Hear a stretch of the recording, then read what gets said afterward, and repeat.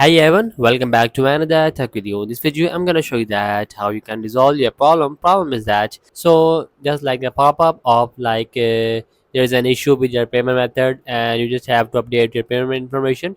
So it getting problem in your iPhone or your iPad. So how you can resolve that issue? Simply just go to the settings of your iPhone and you have to make sure that you have a strong Wi-Fi connection. Also make sure that VPN is not connected.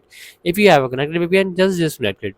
After that, simply just go to the general section and just go to the software update and just update the latest iOS version in your iPhone or your iPad.